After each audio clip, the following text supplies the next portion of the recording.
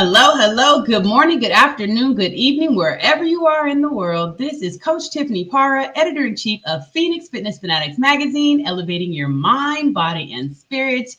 Happy Mental Monday, y'all. Happy Mental Monday. It is the beginning of an amazing week, and we have some contributing writers that are coming in. We're going to talk a little bit about emotional intelligence, EI. So let me go and bring them on in the house. I am being joined. We're taking center stage on the Own It Publishing platform with Teresa Palmer. Good morning, Teresa. Good morning, everyone. All right, we got Dr. Jeffrey E. Berger in the house. Good morning. And we have Mr. Jeffrey Edwards in the house as well. Good morning. Good morning. Good morning. Welcome, everybody. Thank you so much for joining me today to talk a little bit about the role of emotional intelligence and that in our personal growth, right? This is so important. So before we start, because there's a few people out there that have seen you, but there's some people out there, a lot of people out there that don't know you guys. So just take a minute just to go ahead and introduce yourself. Teresa, who you are, where you're from, and a little bit about what you do. We'll go to Dr. Jeffrey, and then we'll finish up with Jeffrey. Okay, hello, everyone. Thank you for joining us. I am Teresa Palmer. I'm a nurse practitioner, or advanced practice nurse as it's called. I'm also author of the book, Heal Your Heart from Within. About 24 years ago, I developed a program with my cardiac or heart patients on heart consciousness, which is all about raising heart health to the next level. And by that, it incorporates self-awareness, which is so important, and self-care, and things that you could do for yourself in order to improve your heart health. And it doesn't matter. There's always something that we can do to help ourselves, and it doesn't matter what condition. I don't like to talk about disease because disease makes you feel hopeless, whereas a condition means that it's a condition, and there's always something you can do to change that condition. And right now I could be found on wellbeinggal.com is my website. And I'm on Instagram at well_being_gal. That's a little bit about me. Awesome. Thanks so much, Teresa. All right, Dr. Jeffrey. Okay, thank you, Tiffany. I'm Dr. Jeffrey E. Berger, and I'm the CEO and founder of Abundance and Optimum Wellness. And as a certified health coach today, I'm really taking a finance-first approach to achieving all-encompassing personal well-being by embracing new ways to true wealth in the modern world. I believe by exploring diverse paths opens the door to true wealth in every sense today. And as a global ambassador for an innovative company revolutionizing the future of real estate through digital technology and other technologies being developed today, I'm deeply committed to empowering individuals and communities worldwide. My mission goes beyond business, really by providing global-minded entrepreneurs with new ways to true wealth in the modern world so they can take advantage of the technologies being developed today that will change the world in the future. And it's really all about creating opportunities, providing access, and building a more inclusive and supportive digital world where everyone has a chance to thrive. Thank you. Awesome. Thank you, Jeffrey. All right, Mr. Jeffrey. How y'all doing today? My name is Jeffrey Edwards from Detroit. I'm an author, musician, journalist, CEO, and host of 3 Jelly brand shows. One for interviews, help people find their purpose. Sports show, we talk a lot of trash. And social discussion, we cover everything. And my latest book, Jail Lee's Daily Devotional, is out on Amazon. Go check it out. Awesome. Thank you so much. So everybody, look, we got a wonderful panel today. And again, we're talking about emotional intelligence and the role that emotional intelligence plays on our personal growth. We were talking backstage, and, when you look around today, there's a lot of people that are just numb. And they're numb because of technology and the advancement of, they're numb because there's just not a lot of, social connection anymore. And I think people are just losing, how they feel, right? So let's talk a little bit about it. We're going to start with you, Teresa. Can you explain what emotional intelligence is to you and why it's so important in today's world. Okay, number one, I think emotional intelligence, it's about you and it's about being self-aware. Mm-hmm. And you can't have intelligence if you're not aware. And as children, we were always aware of ourselves. And as we grew to be adults, we were taught socially, at least in the United States, we were taught to look outside ourselves, to be in our minds, and to look to other people for the answers, experts. And that became the norm. Whatever you needed, you looked to someone else. You didn't trust your own judgment. And we were taught not to feel. Being in healthcare for over 30 years, I can't tell you how many people, the first thing they want is an antidepressant, anti-anxiety, because they don't want to feel. And you have to feel in order to get to the other side. Of course, if you can't get out of bed, if you can't function, take care of children, animals, go to work, anything like that, because of a clinical depression, then you need a jump start. That's medication. That's where you need a professional evaluation to see what's appropriate. But for most of us, it's okay to feel sad. It's okay to feel anxious. These are emotions that we need to deal with. And if you experience loss, the only way to get to the other side of that is to feel it. And one of my mentors, Rick Jarrow, who's unfortunately, he's transitioned about almost a year ago now. And he always said, sometimes you have to sit in the oven until you're fully baked. And we don't like to sit in that oven. We like to come out and keep making the same mistakes and decisions over and over again because we don't learn. And emotional intelligence is all about learning about yourself, how to handle your emotions, what these things mean, and then bringing that into the outside world. So to me, it's really all about self-awareness. And there's staggering statistics that only 17% of people polled in the United States even knew what self-awareness was. I mean, that's so low that means that there's almost 60 some, 70 some, 80 some people that have no idea what self-awareness even means. So we need to get into ourselves, and the only way to do that is to get to know ourselves, and that can be done through being quiet and focusing on what we're feeling, how we're feeling, and working with that. And being in touch with our physical bodies also. Yes, wow. Thank you so much, Teresa. Dr. Jeffrey. So, yeah, I agree with a lot of what Teresa has said, some really profound statements there. I do want to add, I think many in my generation grew up in an era where, men don't cry, men don't have feelings. And it was kind of really drilled into our bodies and that we are into our heads.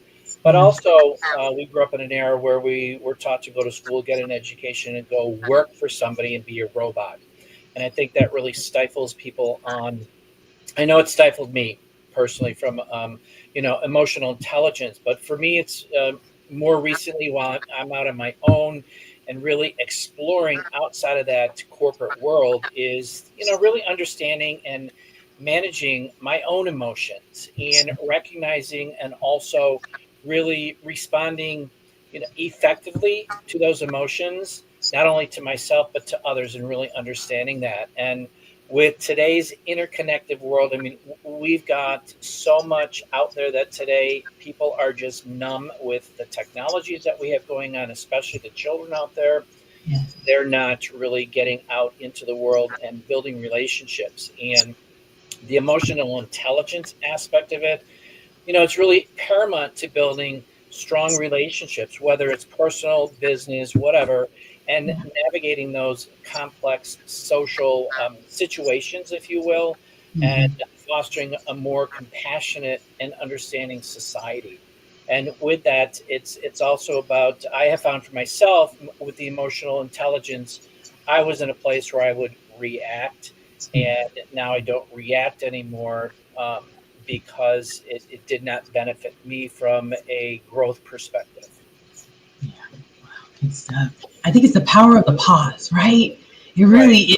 Like when you just pause for a second, it could just change that situation tremendously just from pausing and just going within for a second and just tapping into your own emotions. And you hit the nail on the head about like knowing your own emotions, because if you when you know your own emotions, you can manage the room.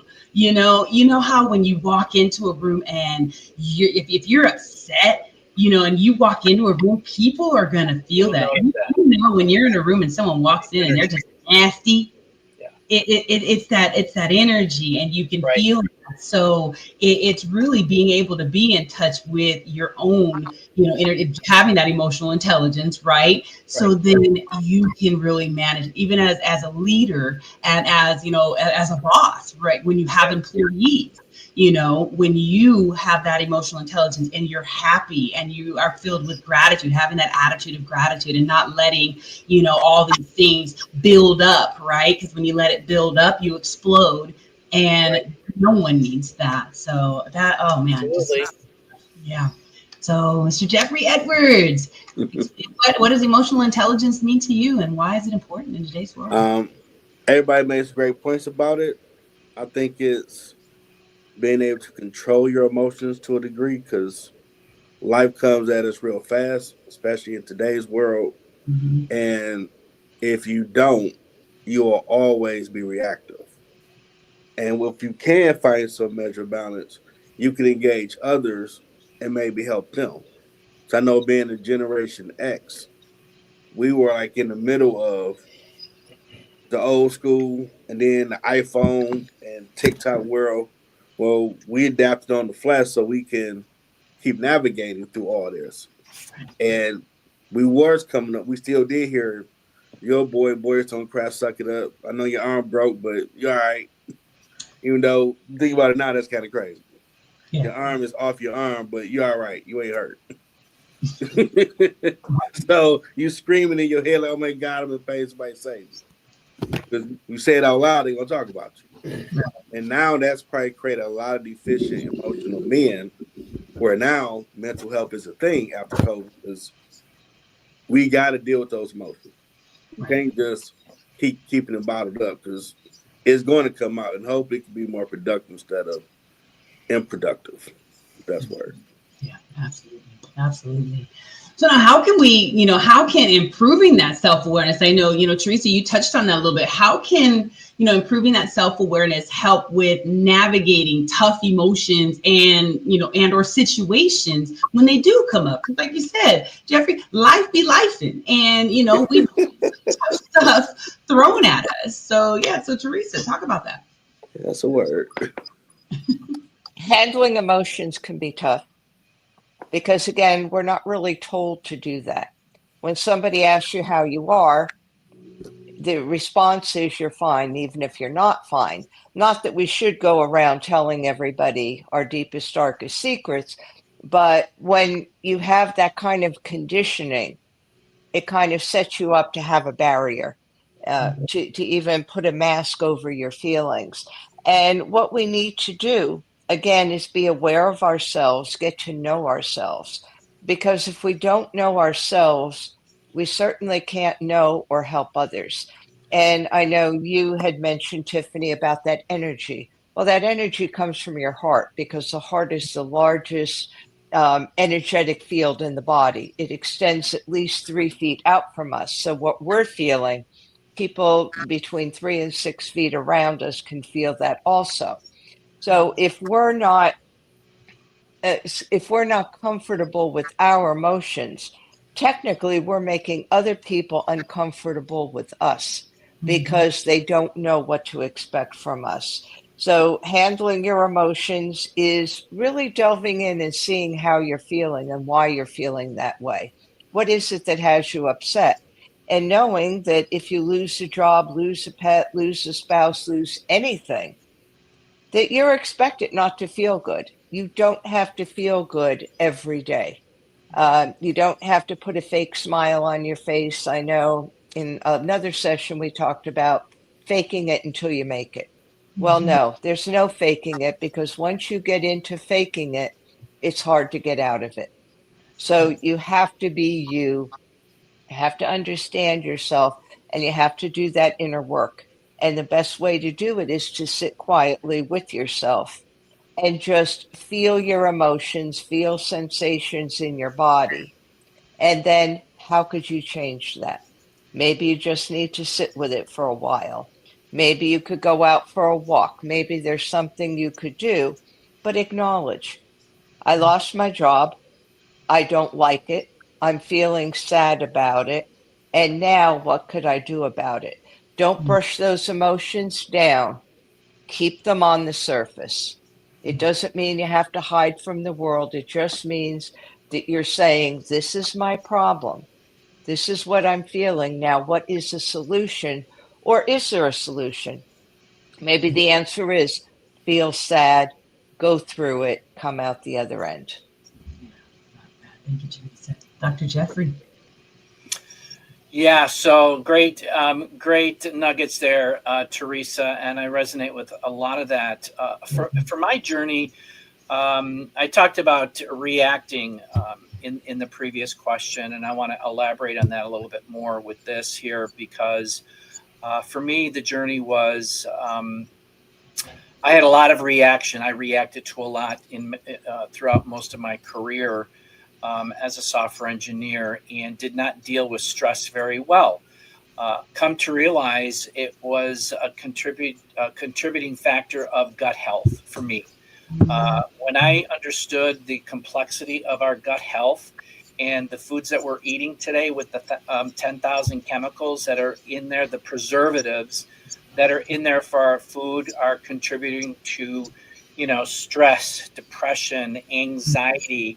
That was a major contributor in relationship to my journey, and being able to understand that from a biological perspective and opening up the communication between the gut, the brain, and the heart, because Teresa talks about that heart, and they all do talk together. Yeah.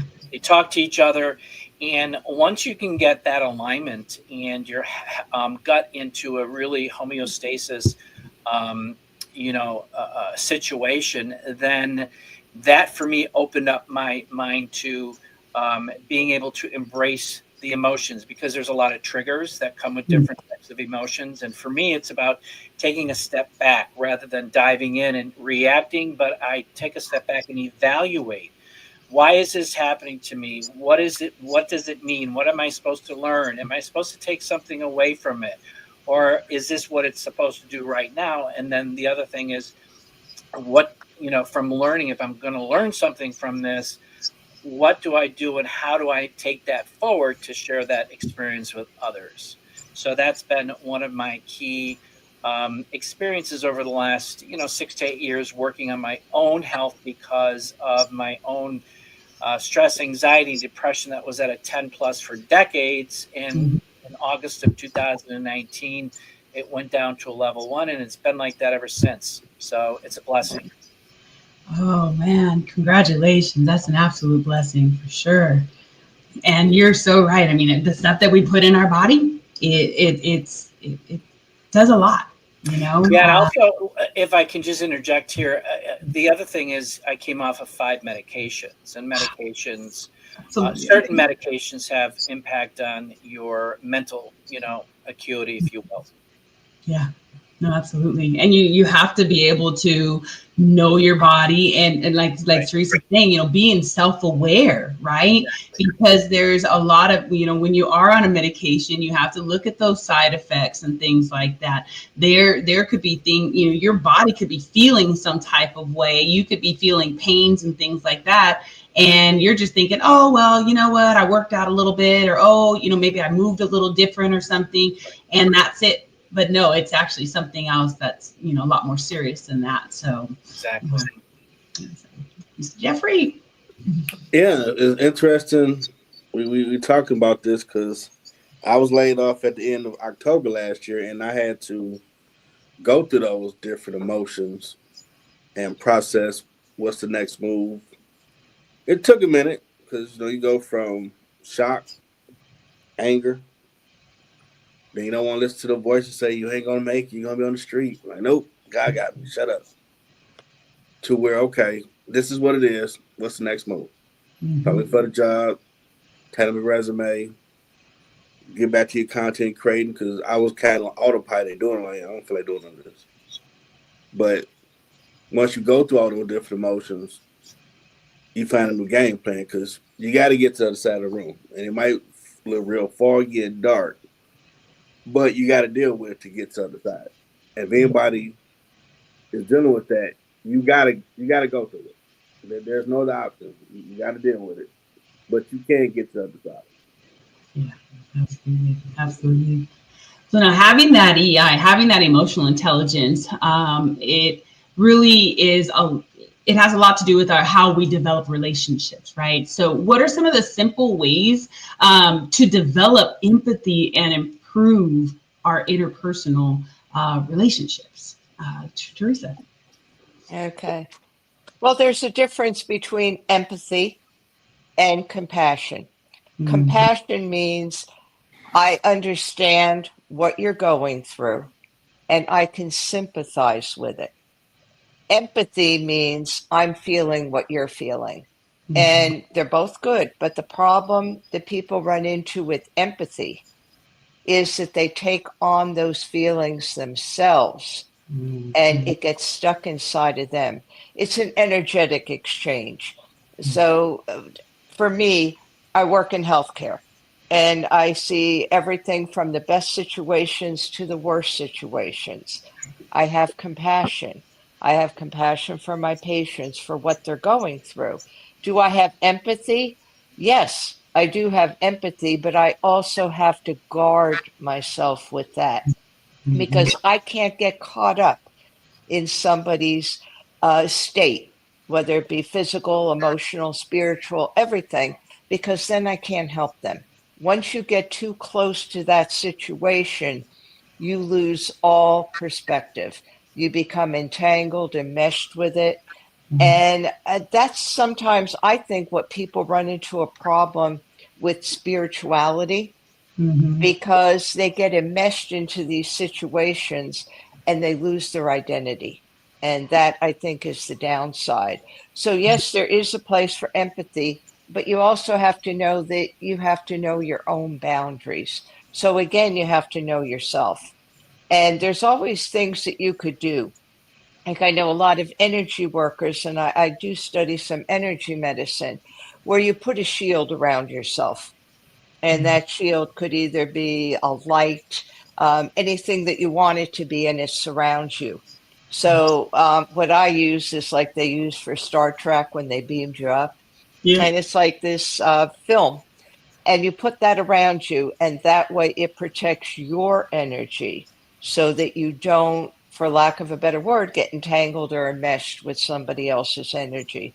So it's important to have empathy, it's important to have compassion, but if you're dealing with empathy, know how to protect yourself from that energetic emotional response that gets triggered with the empathy. Thank you. Thank you, Teresa. Dr. Jeffrey? Oh, you're muted. Thanks. Sorry about that. Cultivating empathy for me has been a journey of active listening. During my career and being on those medications, it didn't really serve me in a way where I was actively listening because of the reactions that I had and not wanting to listen, but and not really wanting to listen to other people's perspective. It's like, well, that's your problem, and I don't want to hear it, and I don't want to understand it, type of thing. But since cleaning my gut, I go back to the gut again because it's a system that has just so much power. It's allowed me to taking a step back. All right. And looking at a bigger, broader perspective of the individual and kind of putting myself into their shoes, because then through mindfulness for me, and as well as self-reflection of the past and what I've gone through, I've been able to embrace and have an understanding of where they're coming from, because sometimes what they've gone through is what I've gone through. So I understand that. So by acknowledging our own emotions and biases through that journey, we can better understand and connect with the others by acknowledging and validating that they have their own emotions, and we resonate with that, rather than we embrace that rather than rejecting it and pushing it away from ourselves. Because for me, during my 8 to 10 year journey here, it's been a growing experience for me, and I'm very, very blessed and appreciative of getting introduced to that gut health aspect, because I don't know where I would be today. And I always reflect on going home for a holiday gathering. I have a twin brother, and I walked into the kitchen, take my reactive, and do it 10 times. That's him. And he reacted. And I just looked, and I took a step back, and I'm like, oh my God, that was me like 2 years ago, 2 to 3 years ago. And that doesn't happen anymore. And that is, that's a game changer for sure. Yeah. So thank you. Wow, thank you. Good stuff. Thank you. All right, Jeffrey. For me, I've learned to compartmentalize, because some people's situations could be extreme, and the way they're emotionally dealing with it, it might require you to be that person they hug for a minute, or pray with, or whatever they need, or just listen. So you're there in that moment with them, but you don't stay there, because you, like, say, you can get lost in it. Because some of the stories you hear, like, whoa, I need a drink right now. I can't believe this happened to him. But you're still trying to be helpful and be focused, so you don't walk away with all that on you. Like, I feel down. Yeah, because you just heard some stuff that is very bad, and you're trying to process. So everybody technique is different, but for me, if I compartmentalize, I'm able to take it off after I leave their presence and not have it stay with me. Good stuff. Good stuff. Thanks, Jeffrey. So, how do you guys recommend using emotional intelligence to maintain a positive work-life balance? I know we were talking about that a little bit in the background before we came on, and I shared a few things that I did myself with that work-life balance. And really, I mean, I kind of brought home, to work with me, and I just made sure that I lead by example. I always made sure I had a positive attitude, took time for myself, but also gave people a space. Especially as human resources, you want to give people a space to be able to just, if they need to cry, let them cry. If they need to, just get it all out. Just get it out. You need to cuss it up, whatever, just to get it out. Just get it out. And that really helped, even for myself, just having that space, it really helped that work-life balance. So Teresa, how do you recommend using emotional intelligence to maintain that positive work-life balance? So since everything starts with you first, it's always about us first. We have to put ourselves first, because you can't drink from an empty well. And the airline industry says it the best. Put your own oxygen mask on first, then help others. Because if you don't, you're going to be dead, and you're not going to be able to help others. And it's a harsh way to look at it, and sometimes it's a harsh reality. But with work-life balance, you have to put yourself first. If you have to, you set boundaries with work. And it's just something that you need to do. Many, many years ago, I started my career in cardiac surgery, and I loved it, but it was difficult. The surgeon expected me to be there 24/7, I couldn't take care of my own business. And it finally reached a point where I had to sit down with the surgeon and say, this is what I need from the job. And he told me, no, you can't have that. That's not what the job is. So I left the job. After 3.5 years, I left. I stayed in cardiology, but I put myself first and put myself in positions where maybe I didn't get as much honor and glory as I did in that job, but I was able to fulfill what I needed for myself in order to help my patients. So I would say put yourself first. It's not being selfish, it's crucial for health, well being, and to be able to be there for other people. And that's how I balance my work life. I start with me. Awesome. Thank you, Teresa. Dr. Jeffrey, what about you? That's great, Teresa. So to open the doors for emotional intelligence, I believe it starts with loving yourself first. Mm-hmm. Because if you don't love yourself first, there are a lot of things that will inhibit you from moving forward. And so with that, emotional intelligence is really crucial for work-life balance. I think more so today than in the past. I could be wrong, but I'm getting that sense more today because of everything that's going on. Mm-hmm. And by recognizing the different stress levels, setting healthy boundaries around yourself, learning to say no.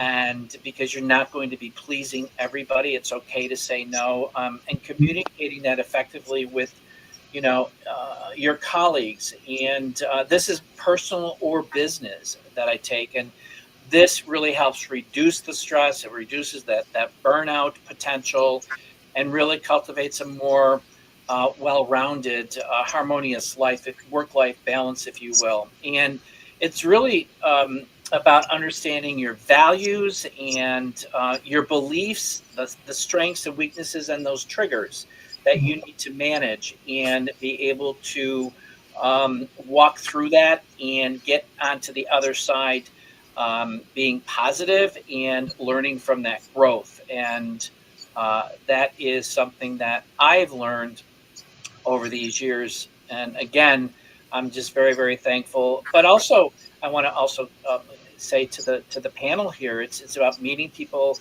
like Teresa and Jeffrey and you, Tiffany, and building that relationship and learning from other people's experiences and knowledge and wisdom, because there are so many different attributes that individuals have, because we all have a purpose, we all have a meaning, and we want to share that with the world, because there's so much negativity out there and so many things that are bad. We want to give people hope, and that's what we're here for. That's right. Absolutely. Well said, Dr. Jeffrey. Thank you. Thank you. Okay. All right, Jeffrey. All right. Great points from the panel. But my perspective, you need some me time, because someone's always going through something more than what you're going through. And for you to find that focus, you matter. Whether you draw in your drawing book, watch cartoons like myself, or music, or take a walk, whatever you need to do to reset you to deal with that day's situation. And understand it's just for that day. The sun's going to shine tomorrow. Do the best you can with it, let it go. Because you can be overworking even after you get home and feel like you're never off the clock. Right. And then once you start getting into them waters, you feel like you're a drone. Like, do I ever get a break? Do I get a weekend? Like, you gotta have a cutoff for yourself. Okay, if I get off at 2:00, if I got to do paperwork, 3:30 cutoff. I don't care what it is, we done. Yeah. It'll be there tomorrow. Go get some me time. Go put your feet up, something. And that should help you. I mean, my ultimate is always to run the music. That's my sanctuary. And I can tolerate anything. So if they ever stop music, I'll probably be Thanos. As long as I got music, I can deal with anything. Thank you. Great points, everyone. Great points. This has been amazing. So, Teresa, can you just tell everyone how they can get in contact with you? Once again, I'm going to bring it up on the ticker, and then we'll go to you, Dr. Jeffrey, and then you, Jeffrey, as well.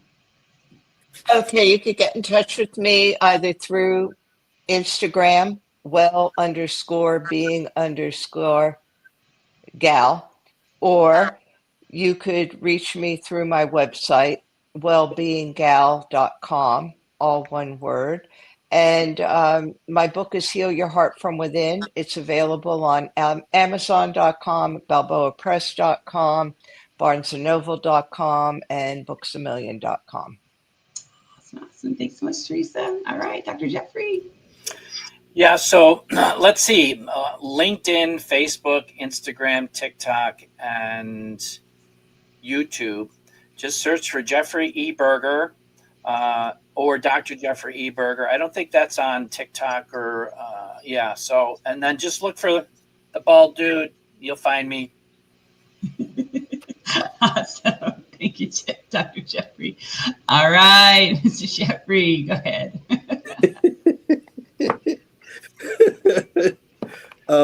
You can find me on LinkedIn or go to Middle Ground with JLE, cross screen, LLC, Gmail, or look up Middle Ground with JLE on Instagram. You can actually Google me. That's the weirdest thing. If you put in Middle Ground with JLE, you will find me on one of my episodes, one of my shows.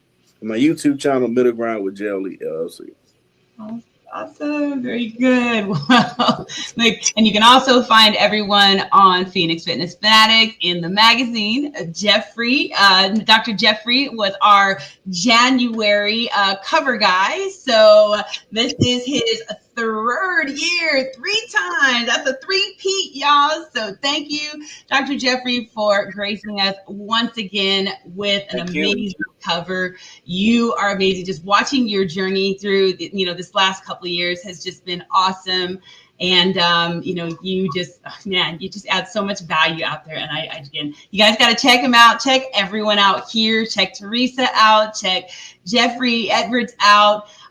Subscribe to Phoenix Fitness Fanatics magazine. Just go to Phoenix Fitness Fanatics mag2021.com and get your subscription there.